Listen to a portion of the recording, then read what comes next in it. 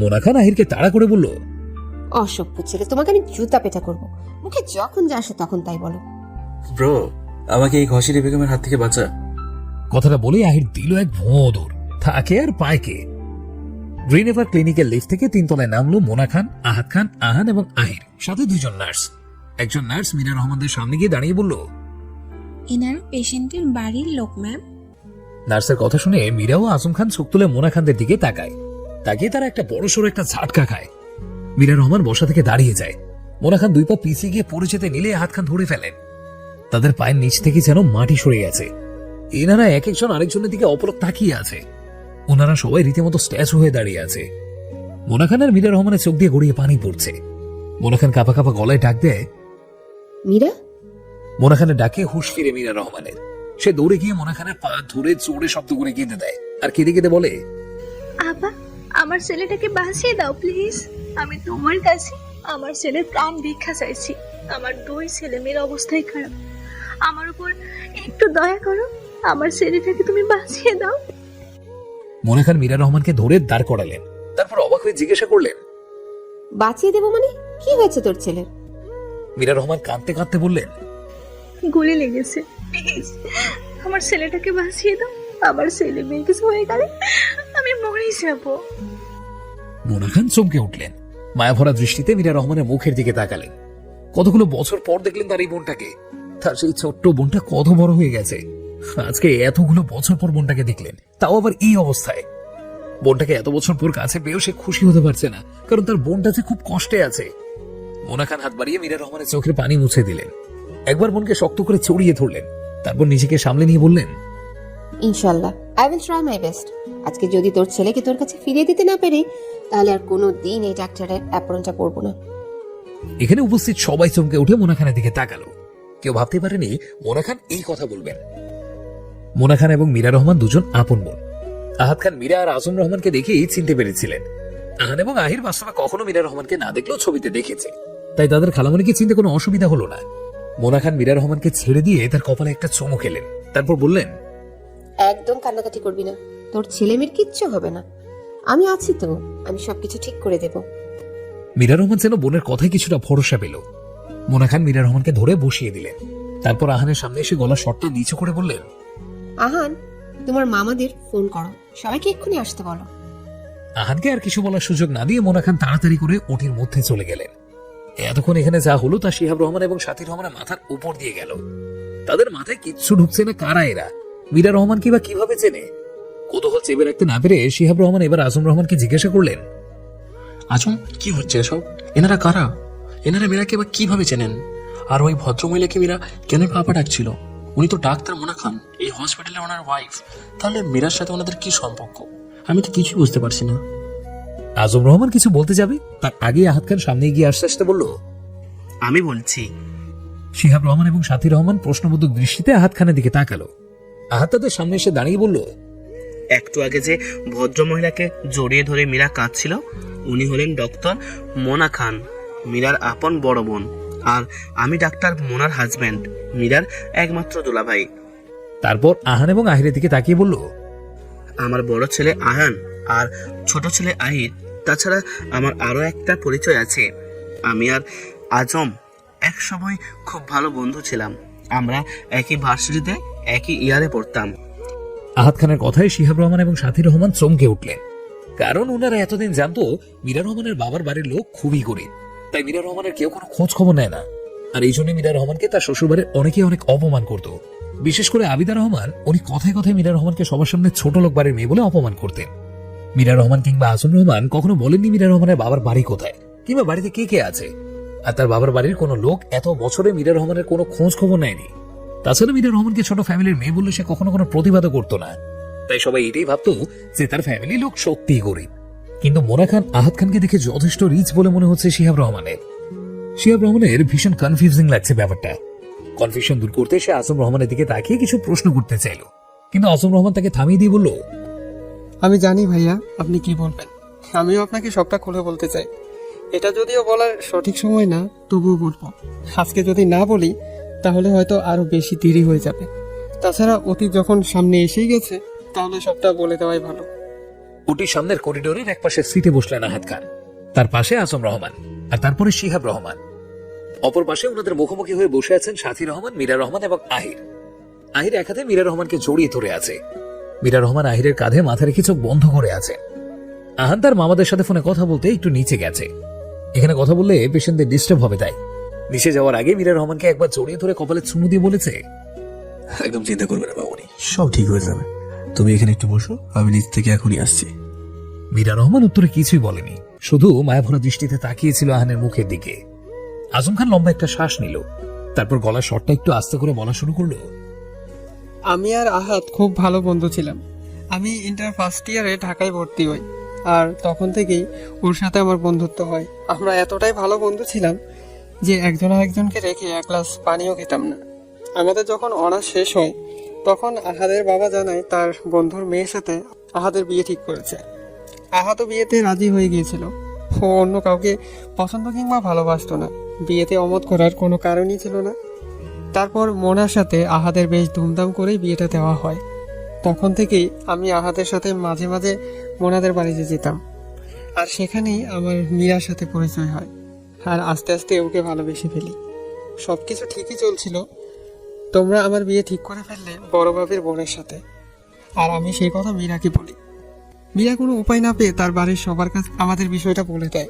ওদের বাড়ির কেউ আমাদের সম্পর্কটা মেনে নেয়নি। কারণ জিজ্ঞেস করলে মীরার বাবা বলেছিল ওনার যত টাকা আর প্রপার্টি আছে সেই টাকা আর প্রপার্টি 4 ভাগের 1 ভাগও আমার বাবার নেই। অনেক বোঝানোর পরও মীরার বাবা ভাইয়া আমাদের সম্পর্কটা মেনে নিতে চায়নি।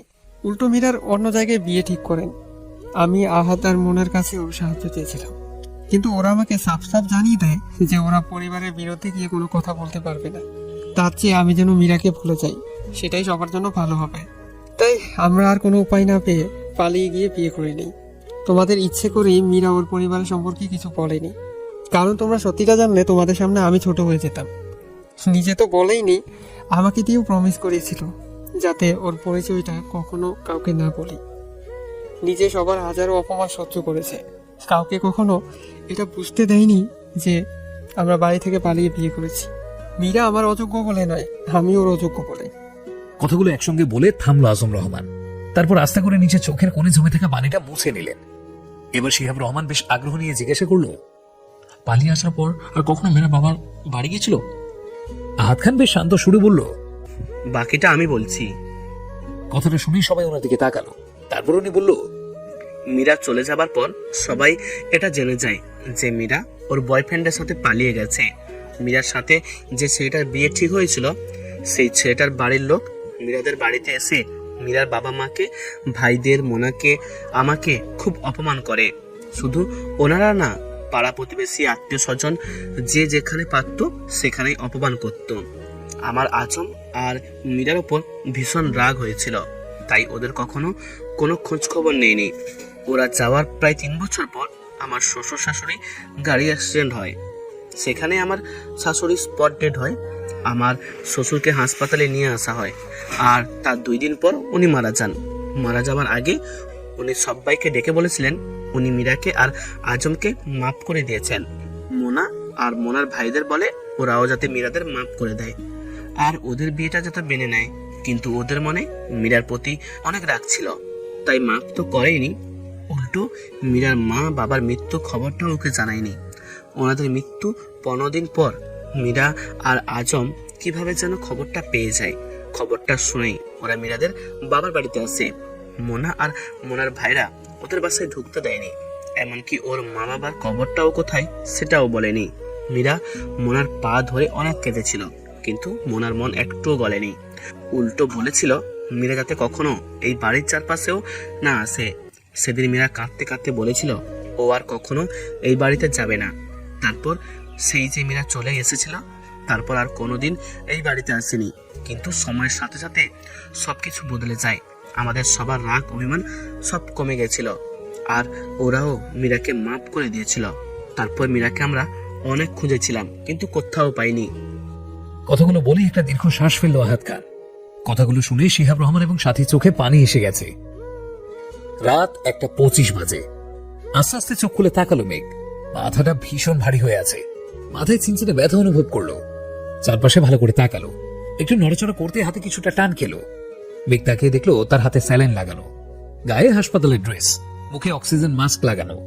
তার মানে সে হাসপাতালে আছে। হাসপাতালের কথা মনে হতেই তার মিহিরের কথা মনে পড়লো। চোখের সামনে ভেসে উঠলো মিহিরের রক্তাক্ত শরীরটা।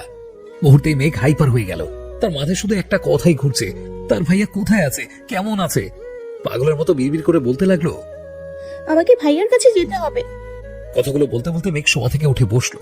হাত থেকে টান দিয়ে ক্যানোলা সহ স্যালাইন খুলে ফেললো। মুখের অক্সিজেন মাস্কটা ছুটিয়ে ফেললো। শ্বাস নিতে ভীষণ কষ্ট হচ্ছে মেঘের, কিন্তু সেদিকে তার কোনো খেয়াল নেই। সে বেড থেকে উঠে দাঁড়িয়ে এক প্রকার দৌড়ে বাইরে চলে গেল। ওটির বাইরে বসে আছে সবাই, সবার মুখেই চিন্তার ছাপ। একটু আগে একজন নার্স ওটি থেকে বাইরে বের হয়েছিল, তাকে মিহিরের কথা জিজ্ঞেস করে সে বলে পেশেন্টের অবস্থা খুবই ক্রিটিক্যাল। আহান এক পাশে দেয়ালে হেলান দিয়ে দাঁড়িয়ে আছে। একটু আগে সে তার মামাদের সাথে ফোনে কথা বলে উপরে এসেছে। তার মামা, মামি, ভাই বোনেরা সবাই এখানে আসছে। মীরার কথা শুনেই সবাই সাথে সাথে হাসপাতালের উদ্দেশ্যে রওনা দিয়েছে। মা, কারো ডাক শুনে চোখ তুলে সেদিকে তাকায় সবাই। তাকিয়ে সবাই হতভম্ব হয়ে যায়। মেঘ দাঁড়িয়ে আছে, হাত দিয়ে গোল গোল করে রক্ত বের হচ্ছে, জোরে জোরে শ্বাস নিচ্ছে। দেখে বোঝা যাচ্ছে শ্বাস নিতে খুব কষ্ট হচ্ছে। চোখ দুটো অসম্ভব লাল হয়ে আছে। এইটুকু সময়ের মধ্যে চোখের নিচে কালো দাগ পড়ে গেছে। আহান এক দৃষ্টিতে মেঘের দিকে তাকিয়ে এতক্ষণ মেঘকে পর্যবেক্ষণ করছিল। তার মনে একটা প্রশ্ন জাগলো, কে মেয়েটা? মীরা রহমানের কথায় ভাবনা চোখ থেকে বের হলো আহান। মীরা রহমান বসা থেকে দাঁড়িয়ে গিয়ে বেশ উত্তেজিত হয়ে বললেন, মেঘ, তুমি কেন এখানে উঠে এসেছো? মেঘ ভাঙা গলায় বলল, ভাইয়া কোথায়? মেঘ ঠিকভাবে দাঁড়াতে পারছে না। কথা বলার সময় সব কথা গলায় আটকে যাচ্ছে, ঠিক করে কথা বলতে পারছে না। মেঘের হাত পা কাঁপছে, মনে হচ্ছে এক্ষুনি পড়ে যাবে। মীরা রহমান গিয়ে মেঘকে শক্ত করে জড়িয়ে ধরলেন। আহান, আহির, আহাদ খান বুঝতে পারলেন এটাই মীরার মেয়ে। কিন্তু ওদের মনে একটা প্রশ্নই ঘুরপাক খাচ্ছে, ওর হয়েছেটা কি? এভাবে কেন বিহেভ করছে? আজম রহমান মেয়েকে শান্ত করার জন্য বললেন, মামুনি, তোমার ভাইয়া একদম ঠিক আছে, কিছু হয়নি মিহিরের। তাহলে আমাকে এক্ষুনি ভাইয়ার কাছে নিয়ে চলো, আমি ভাইয়ার সাথে কথা বলবো। মীরা রহমান মেয়ের মাথায় হাত বুলিয়ে দিতে দিতে বলল, তুমি তো এখন অসুস্থ মেঘ, একটু সুস্থ হও, তারপর তোমাকে তোমার ভাইয়ার কাছে নিয়ে যাব। মেঘ এবার মীরা রহমানকে চড়ে ধাক্কা দিয়ে নিচে থেকে ছাড়িয়ে নিল। তারপর চেঁচিয়ে বলতে লাগলো, তোমরা মিথ্যে বলছো, তোমরা পরে আমাকে ভাইয়ার কাছে নিয়ে যাবে না। কথাটা বলেই আশেপাশে তাকিয়ে কিছু খুঁজতে লাগলো। কিছু নার্স মেঘে চেঁচামেচি শুনে এখানে দৌড়ে এসেছে। তাদের মধ্যে একজনের হাতে একটা ট্রে, আর সেই ট্রেটার মধ্যে কিছু সার্জিক্যাল ইনস্ট্রুমেন্ট। মেঘ নার্সটার কাছে গিয়ে নার্সটা কিছু বুঝে ওঠার আগেই ছো মেরে ট্রে থেকে একটা সার্জিক্যাল নাইফ নিয়ে নেয়। তারপর সেটা হাতে জুড়ে চেপে ধরে আর বলে, তো তোমরা আমাকে এক্ষুনি আমার ভাইয়ার কাছে নিয়ে যাবে, নয়তো আমি আমার হাত কেটে ফেলবো। মেঘের এরকম কাজে সবাই শক্ট হয়ে গেছে। কি করবে ওনারা কিছুই বুঝতে পারছে না। সবাই মেঘকে হাত থেকে নাইফটা ফেলে দিতে বলছে, কিন্তু মেঘ কারোর কথাই শুনছে না। ওর কাছে কেউ এগিয়ে আসলেই নাইফটা আরো জোরে হাতে চেপে ধরে, তাই ভয় কেউ সামনে এগিয়ে যেতেও পারছে না। সবাই এটা সেটা বলে মেঘের মাইন্ডটাকে ডিস্ট্র্যাক্ট করার চেষ্টা করছে। ঠিক সেই মুহূর্তে আহান খুব সতর্কে মেঘের কাছাকাছি চলে গেল। মেঘ আহানকে দেখে দুপা পিছিয়ে গিয়ে কান্না ভিজা গলায় বলল, দেখুন, একদম আমার দিকে এগোবেন না, তাহলে কিন্তু আমি আমার হাত কেটে ফেলবো। তারপর কাঁদতে কাঁদতে বলল, আমি আপনাদের কাছে তো আর বেশি কিছু চাইনি, শুধু আমার ভাইয়াকে একটু দেখতে চাইছি, শুধু একটুখানি দেখেই চলে আসবো, প্রমিস। আহানের দিকে তাকিয়ে বলল, ওরা আমায় নিয়ে যাচ্ছে না, আপনি একটু আমাকে আমার ভাইয়ের কাছে নিয়ে যাবেন প্লিজ। মেঘের শেষের কথাটা আহানের বুকে গিয়ে লাগলো। সে চমকে উঠে মেঘের চোখের দিকে তাকালো। অসম্ভব মায়াবী দুটো চোখ, চোখ দিয়ে পানি পড়ছে। কান্নার কারণে গোলাপি ঠোঁট দুটো বারবার কেঁপে কেঁপে উঠছে। চোখের ঘন পাপড়িগুলো চোখের পানিতে একদম ভেজা, চোখ দুটো সামান্য ফোলা, নাকের ডগা গাল কান্নার কারণে লাল হয়ে আছে। আহান মেঘের চোখের দিকে গভীরভাবে তাকালো। এই চোখের ভাষা যেন সে খুব সহজেই পড়ে ফেললো। এই চোখে যেন লুকিয়ে আছে হাজারো কষ্ট, যন্ত্রণা। সে নিজের মনকে প্রশ্ন করলো, আচ্ছা, কিসের এত কষ্ট এই মেয়েটার? এই মুহূর্তে তার খুব ইচ্ছে করছে মেঘকে একবার ছুঁয়ে দিতে, তারপর চোখের পানি মুছে দিয়ে বলতে, দিচ্ছি মায়া পড়ি, তোমার এই মায়া ভরা চোখে পানি একদম মানায় না, কেঁদো না প্লিজ। তোমার কান্না দেখে কোনো এক অজানা কারণে আমারও খুব কষ্ট হচ্ছে। আমি তোমার চোখের পানি কিছুতেই সহ্য করতে পারছি না। কিন্তু কথাগুলো তার মনেই থেকে গেল, মুখে আর বলা হলো না। শুকনো একটা ঢোক গিলে নিজেকে সামলে নেয়। তারপর মেঘের দিকে তাকিয়ে শান্ত গলায় বলে, আমি এত কিছু শুনতে চাই না, আমি এক্ষুনি আমার ভাইয়ের কাছে যাব, এক্ষুনি, মানে এক্ষুনি। মেঘ আমার দিকে তাকাও। আহানের কথায় মেঘ আহানের চোখের দিকে তাকালো। আহান একটা মুচকে হাসি দিয়ে আহ্লাদি গলায় বলল, তোমার ভাইয়া ওড়িতে আছে, আমার মা তোমার ভাইয়ার অপারেশন করছে। অপারেশন শেষ হলে যখন তোমার ভাইয়া তোমাকে দেখতে চাইবে, তখন যদি শোনে তুমি নিজেকে এইভাবে হার্ট করেছো, তাও তোমার ভাই কতটা কষ্ট পাবে আমি ভেবে দেখেছি। মেঘ এক ধ্যানে আহানের মুখের দিকে তাকিয়ে কথাগুলো শুনছিল। আহান সেই সুযোগে কথাগুলো বলতে বলতে মেঘের দিকে এক পা দুপা করে এগিয়ে গেল। তারপর মেঘকে একটা হেঁচকা টান দিয়ে মেঘের পিঠ তার বুকের সাথে ঠেকিয়ে দাঁড় করায়। আহান তার এক হাত দিয়ে মেঘের দুই হাত চেপে ধরে আর অন্য হাত দিয়ে নাইফটা নিয়ে নিচে ছুঁড়ে মারে। মেঘ নিজেকে আহানের থেকে ছাড়ানোর জন্য ছটফট করছে। আহান আরো শক্ত করে মেঘকে নিজের সাথে মিশিয়ে নিল। তারপর আহান তার হাতের দুই আঙুল দিয়ে মেঘের কানের একটু নিচে জোরে চাপ দিল। সাথে সাথেই মেঘ সেন্সলেস হয়ে আহানের বুকে ঢলে পড়ল। সবাই একটা স্বস্তির নিঃশ্বাস ফেলল। এতক্ষণ এখানে চেঁচামেচির কারণে অনেকেই এসে ভিড় করেছে। এদের মধ্যে কিছু ডাক্তার, নার্স আর অন্যান্য পেশেন্টের বাড়ির লোক। আহান মেঘকে কোলে তুলে নিল। তারপর সবার দিকে তাকিয়ে রেগে চেঁচিয়ে বলল, এখানে সার্কাস চলছে না যে সবাই দাঁড়িয়ে দাঁড়িয়ে তামাশা দেখছেন। আহানের ধমকে সবাই কেঁপে উঠল। ওখানে যারা বাইরে লোক ছিল তারা দ্রুত সেখান থেকে চলে গেল। আহান মেঘকে কোলে নিয়ে কেবিনের ভেতরে ঢুকলো। ওদের পেছনে পেছনে ওদের পরিবারের সবাই ঢুকলো। বাইরে দাঁড়িয়ে থাকা ডাক্তার, নার্সরা ভেতরে ঢুকে এক কোনায় মাথা নিচু করে দাঁড়িয়ে আছে। আহানের ভয় সামনে এগোচ্ছে না। ওর রাগ সম্পর্কে সবার ধারণা আছে। আহান মেঘকে বেডে শুয়ে দিয়ে ডাক্তারদের দিকে ঘুরে রাগি গলায় বলল, এবার আপনাদেরকে ট্রিটমেন্ট করার জন্য স্পেশাল ভাবে বলা লাগবে। এবার ডাক্তাররা দ্রুত এসে মেঘের ট্রিটমেন্ট শুরু করলো। আহান রাগী দৃষ্টিতে এখনো ওদের দিকে তাকিয়ে আছে। সেটা খেয়াল করে একজন ডাক্তার বলল, সরি স্যার। আহান রেগে চেঁচিয়ে বলল, Go to hell you and with your sorry. আহাত খান শান্ত গলায় বলল, Behave yourself, আহাত। এটা হসপিটাল, এখানে তো চেঁচামেচি কেন করছো? এক্স্যাক্টলি বাবা, এটা একটা হসপিটাল। এখানে প্রত্যেকটা কেবিনের রোগীর পাশে একজন করে নার্স থাকার কথা।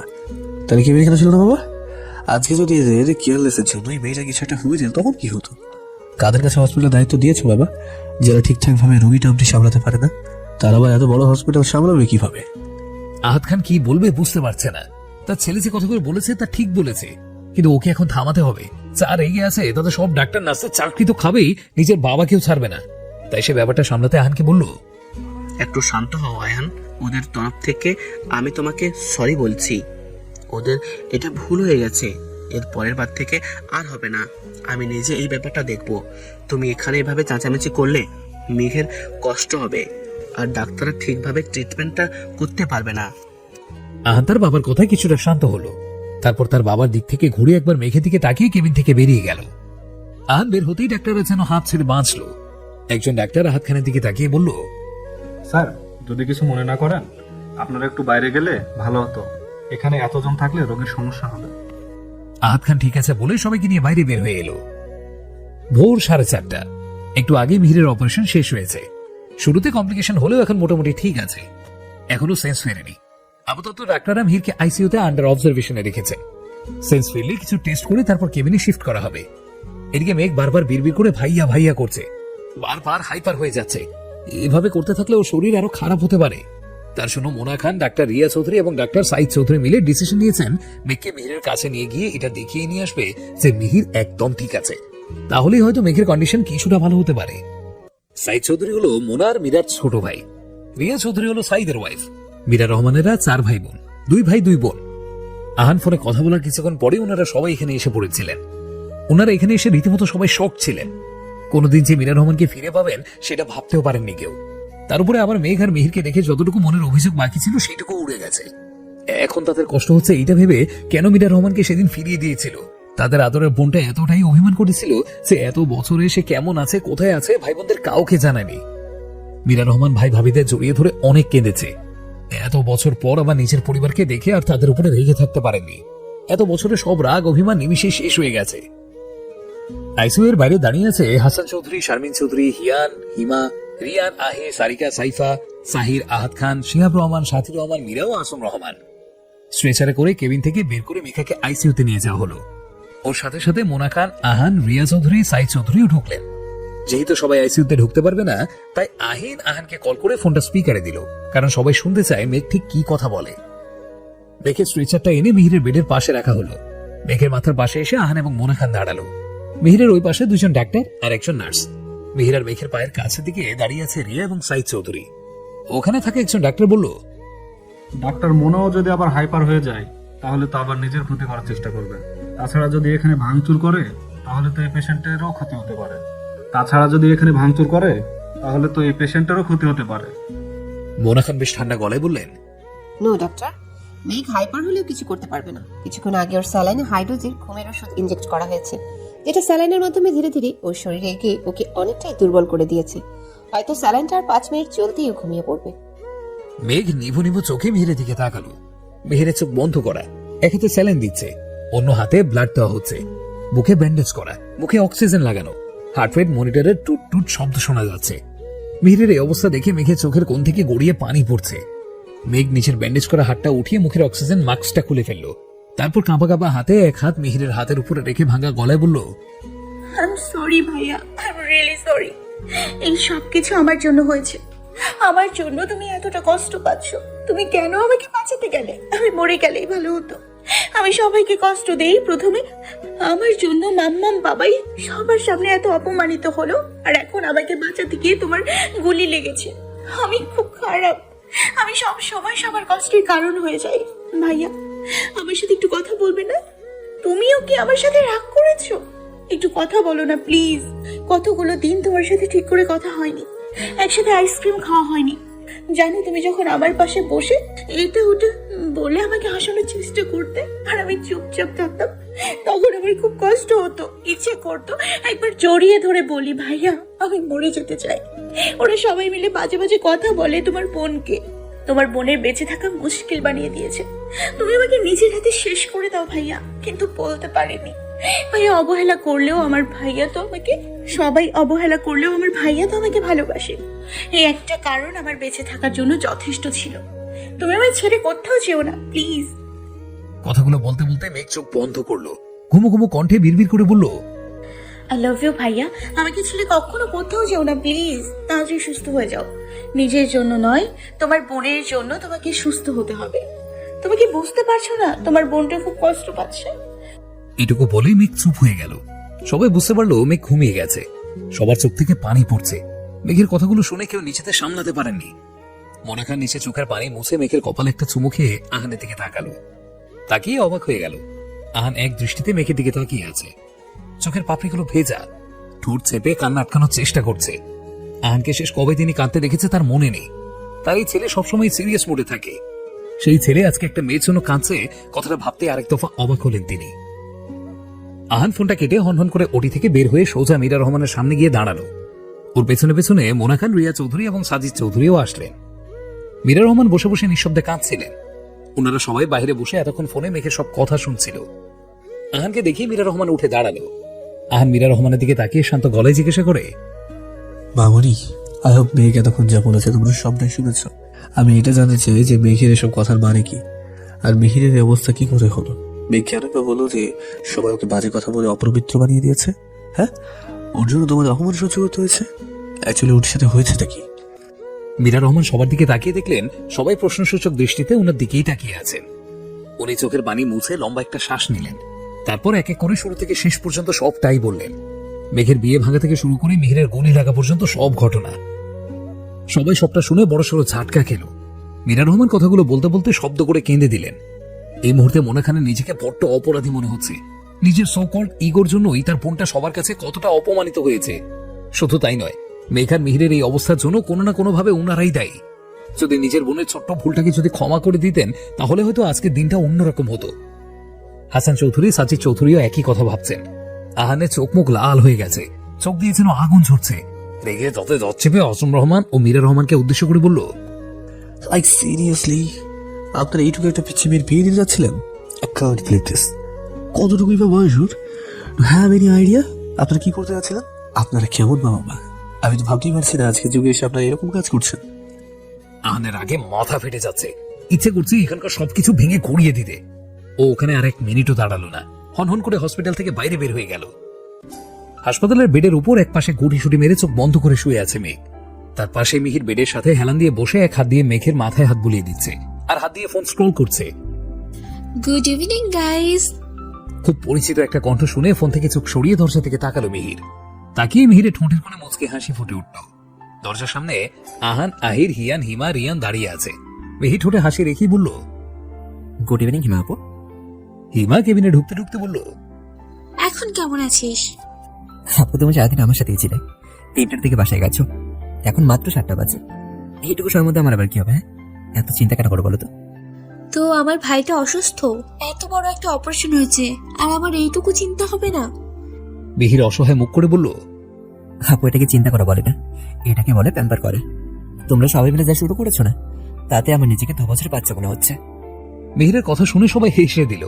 হিমা হাসতে হাসতে হাত দিয়ে মিহিরের মাথার চুলগুলো এলোমেলো করে দিয়ে বলল, আমার এই ভাইটাকে তো ছোট্টবেলায় একটু আদর করতে পারিনি, তাই একসাথে সব পুষিয়ে নিচ্ছি।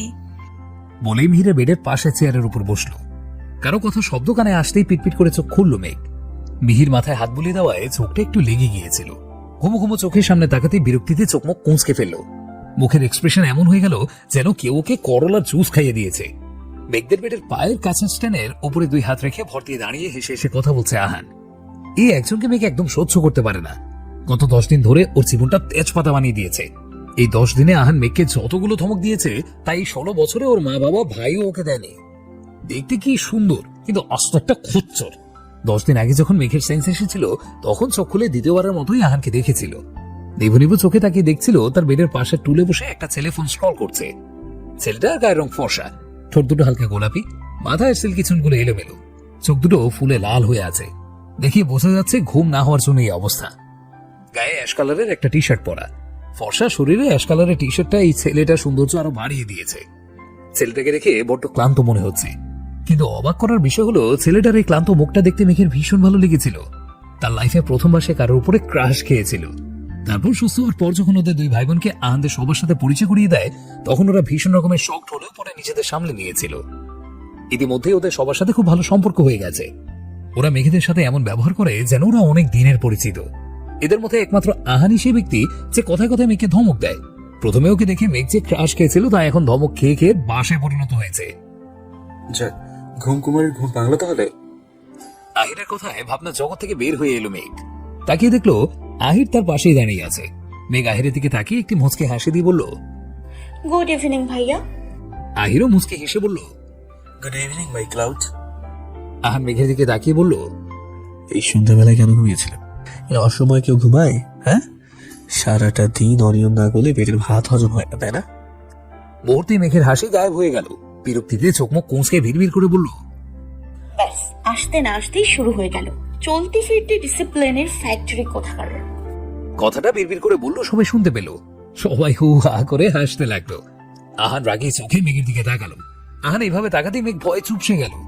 আহির আহানকে উদ্দেশ্য করে বলল, ভেরি ব্যাড ব্রো, আমার বোনের দিকে একদম রাগি চোখে তাকাবে না। রিয়াল সিরিয়াস হওয়ার ভান করে বলল, খবরদার আহান, আমার শালিকাকে একদম ভয় দেখাবি না, তাহলে কিন্তু খুব খারাপ হয়ে যাবে।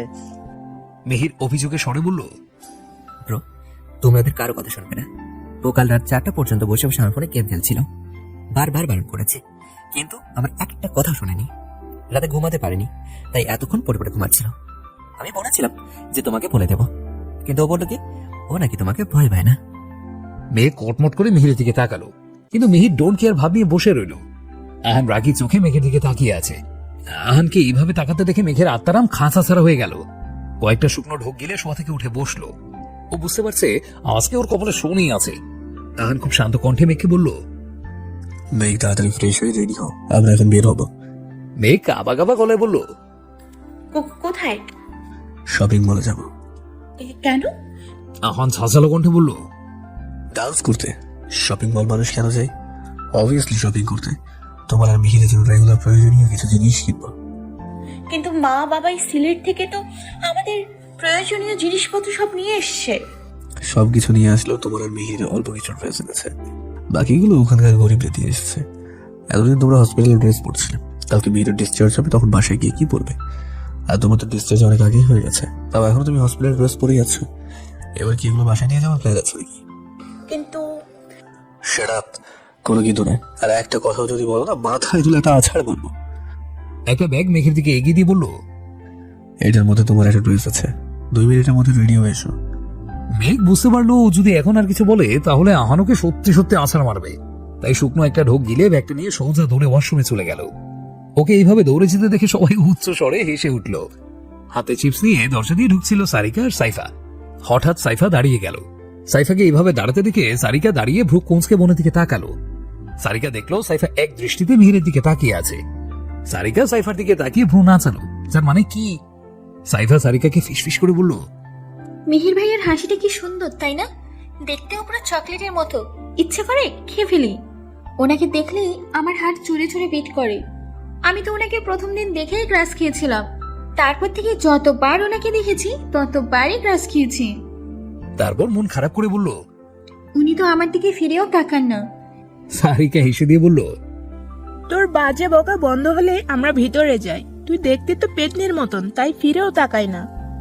সাইফা রেগে বলল, তুই এটা ভুলে যাচ্ছিস, আমরা দুজন একই রকম দেখতে।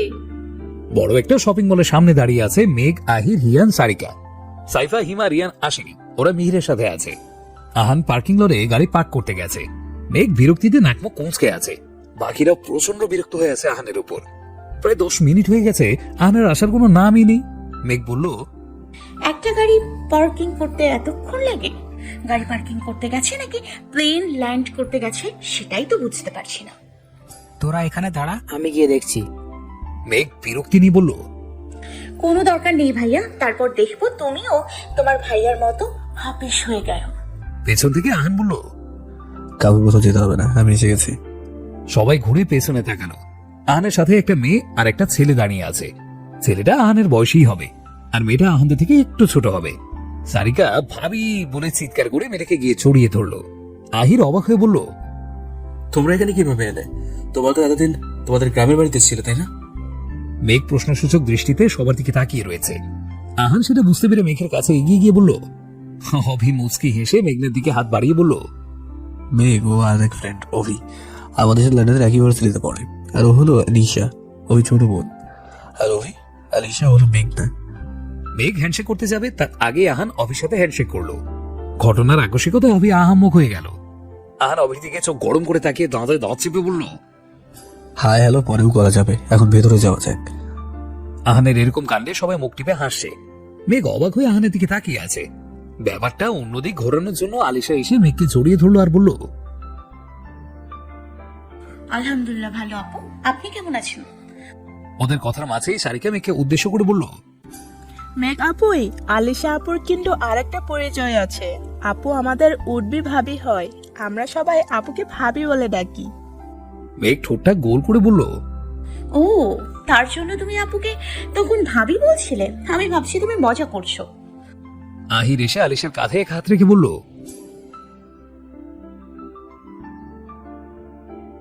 তারপর আলিশার দিকে তাকিয়ে বলল, তুমি তো আমায় ভুলেই গেছো বেবি। আমাকে রেখে 15 দিন একা একা দাদুর বাড়ি থেকে ঘুরে এলে তুমি, কি নিষ্ঠুর। মেঘের চোখ বড় বড় হয়ে গেল। অবাক কণ্ঠে জিজ্ঞাসা করলো, আরে ভাইয়া, আপু তোর উঠবি ওয়াই? মেঘের এরকম চেহারা দেখে সবাই হেসে দিল। হিয়ান এসে আহিরের কান টেনে দিয়ে বলল, তুই শেষ পর্যন্ত আমার বউ নিয়ে টানাটানি শুরু করলি? তোর লজ্জা করে না বড় ভাইয়ের বউকে নিজের বউ বলতে? ভাই লাগছে তো। পাবলিক প্লেসে ভাবে কান ধরে টানাটানি করো না প্লিজ, আমার মানুষের মনে ফালুদা হয়ে যাবে। হিয়ান আহিরের কান ছেড়ে দিল। আহির মুখটাকে প্যাঁচার মতো বানিয়ে এক হাত দিয়ে নিজের কান ডলছে। মেঘ বুঝলো আলিশা হিয়ানের উডবি ওয়াইফ। আলিশা মুচকি হেসে মেঘকে বলল, কেমন আছো মেঘনা? ননদিনী, তুমি কিছু মনে করো না, আসলে আমি আর আহির একই কলেজে পড়ি। আমি ওর এক ব্যাচ সিনিয়র, কিন্তু আমরা খুব ভালো বন্ধু, তাই আমরা মাঝে মাঝে এরকম মজা করি। মেঘ কিছুই বলল না, শুধুই হাসলো। এতে সবাইকে মেঘের ভীষণ ভালো লাগে। সবাই কত ফ্রি মাইন্ডের, একে অপরের সাথে কত সুন্দরভাবে কথা বলে, কেয়ার করে। এটা ওর আরেকটা ফ্যামিলি। এখন থেকে এদের সাথেই থাকবে ভাবতেই ওর খুশি খুশি লাগে। এতদিন তো জানতোই না ওর এত সুন্দর একটা পরিবার আছে। রাত 11টার দিকে ওরা শপিং মল থেকে বের হলো। টানা 3 ঘন্টা সবাই শপিং করেছে। সবার চোখে মুখে ক্লান্তির ছাপ। সবাই নিজেদের জন্য টুকিটাকি শপিং করেছে। মাঝখানে সবাই ছোট একটা ব্রেক নিয়ে রেস্টুরেন্টে গিয়ে ডিনার করেছে। বলা বাহুল্য, মেঘ আর মিহিরের জন্য সবাই মিলে পুরো দোকান তুলে নিয়ে এসেছে। এক একজন এক একটা ড্রেস পছন্দ করেছে। আহানি মেঘের বেশিরভাগ ড্রেস পছন্দ করেছে। মেঘ শুধু বসে বসে সবার পাগলামো দেখেছে। ও বলেছিল এখন এতগুলো ড্রেস লাগবে না, পরে এসে আবার নিয়ে যাবে। কিন্তু আহানের এক ধমক খেয়ে আর কিচ্ছু বলার সাহস হয়নি। ইতিমধ্যেই অভি আর আলিশার সাথে মেঘের খুব ভালো বন্ধুত্ব হয়ে গেছে। ওদের সবার শপিং এর বিল আহানি দিয়েছে। বাইরে এসে অভি আর আলিশা গাড়িতে উঠলো। ওরা সবাইকে বাই বলে ওদের গাড়ি নিয়ে চলে গেল। আহান পার্কিং লট থেকে গাড়ি নিয়ে এলো। তারপর গাড়ি থেকে নেমে হিয়ানকে বলল, আমি ড্রাইভারকে ফোন দিয়েছিলাম, কাছাকাছি আছে। তুই আহির শালিকা সেই গাড়িতে করে বাড়ি চলে যায়, আমি মেঘে হসপিটালে দিয়ে আসছি। ওদের কথার মাঝে ড্রাইভার গাড়ি নিয়ে চলে এলো। হিয়ান ওকে বাই বলে আহির আর সারিকাকে নিয়ে সেই গাড়িতে চলে গেল। আহান মেঘের হাত থেকে ব্যাগগুলো নিয়ে গাড়ির পেছনের সিটে রেখে দিল। ড্রাইভিং সিটের পাশের সিটে দরজা খুলে মেঘকে বসতে বলল। মেঘও আর কিছু না বলে ভালো মেয়ের মতো চুপচাপ গিয়ে বসলো। আহান দরজা আটকে দিয়ে নিজে গিয়ে ড্রাইভিং সিটে বসে ড্রাইভ করতে লাগলো। কিছু দূর আসার পর মেঘ বলল, এ কি, এটা তো হসপিটালে যাওয়ার রাস্তা না। আমরা আসার সময় তো অন্য রাস্তা দিয়ে এসেছিলাম। আহান স্বাভাবিক ভাবেই বলল, এখন অনেক রাত হয়ে গেছে, ওই রোড দিয়ে গেলে অনেক লেট হবে, তাই শর্টকাট দিয়ে যাচ্ছি। মেঘ আর কিচ্ছু বলল না। অনেক ক্লান্ত লাগছে, তাই সিটে মাথাটা এলিয়ে দিয়ে চোখ বন্ধ করে রইল। আহান একবার আর চোখে মেঘের দিকে তাকিয়ে গাড়ি ড্রাইভ করে মনোযোগ দিল। কিছুক্ষণ পর মেঘেদের গাড়ি গন্তব্যে পৌঁছে গেল। গাড়ি থেমে যাওয়ায় মেঘ চোখ খুলে তাকালো। আহান মেঘকে বলল, আমরা পৌঁছে গেছি। মেঘ মাথা তুলে সোজা হয়ে বসে জানলা দিয়ে বাইরের দিকে তাকালো, আর তাকিয়েই 440 ভোল্টের শক খেলো। নামো, আমরা এসে গেছি। মেঘ চিল্লিয়ে বলল, এসে গেছি মানে কি? এটা তো হসপিটাল না, দেখে তো কারোর বাসা মনে হচ্ছে। আহান সিট বেল্ট খুলে গাড়ি থেকে নেমে মেঘের পাশে দরজা খুলে বলল, এটা আমাদের বাসা, আজকে রাতে তুমি এখানেই থাকবে। কালকে খুব সকালে আমরা গিয়ে মিহিরকে রিলিজ করিয়ে আনবো। এখন গাড়ি থেকে নামো। না, আমি রাতে এখানে থাকবো না, আমি এক্ষুনি হসপিটাল যাব। আহান শক্ত কণ্ঠে বলল, মেঘ, তোমাকে আমি গাড়ি থেকে নামতে বলেছি, এখনই গাড়ি থেকে নামো, তাই খুব খারাপ হয়ে যাবে কিন্তু।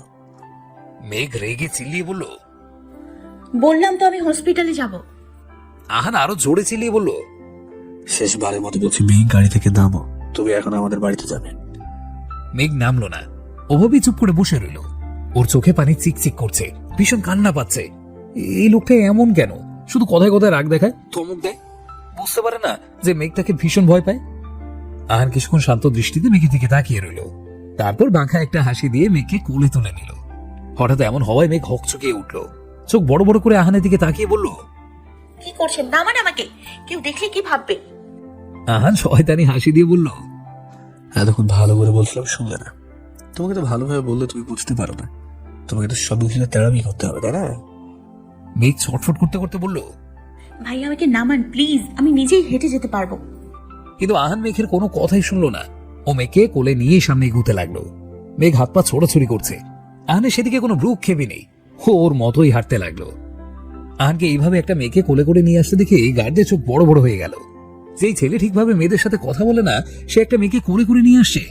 এটা যেন রাতের আকাশে সূর্য দেখার মতো ঘটনা। একজন গার্ড এগিয়ে এসে আহানের সামনে দাঁড়িয়ে জিজ্ঞাসা করলো। আহান স্বাভাবিকভাবেই বলল, নো প্রবলেম, আপনি একটা কাজ করুন, গাড়ির পিছনে কিছু ব্যাগ রাখা আছে, গাড়িটা পার্ক করে ব্যাগগুলো ভিতরে নিয়ে আসুন। গার্ড ওকে স্যার বলে গাড়ি থেকে চলে গেল। আহান আবার সামনের দিকে হাঁটা শুরু করলো। আহানদের বাসার ড্রয়িং রুমের সোফায় বসে চা খাচ্ছিলেন আহাদ খান, মোনা খান, মীরা রহমান, আজম রহমান।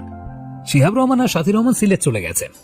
5 দিন আগে আজম রহমান, মীরা রহমান, শিহাব রহমান, সাথী রহমান সিলেট গিয়েছিল। ওখানে সবকিছু গুছিয়ে মীরা রহমানের বাকি জিনিসপত্র নিয়ে মীরা রহমান আর আজম রহমান 2 দিন পরেই ঢাকা এসে পড়েছিলেন বরাবরের জন্য। শিহাব রহমানের জরুরি কাজ থাকায় শিহাব রহমান আর সাথী রহমান আসতে পারেননি। বলেছেন পরে এসে আবার সবার সাথে দেখা করে যাবেন। মীরা রহমানদের আনা জিনিসপত্র সব ওনাদের নতুন বাড়িতে শিফট করা হয়ে গেছে। কালকে মিহিরকে হসপিটাল থেকে রিলিজ করিয়ে ওনারা সবাই ওই বাড়িতে যাবেন।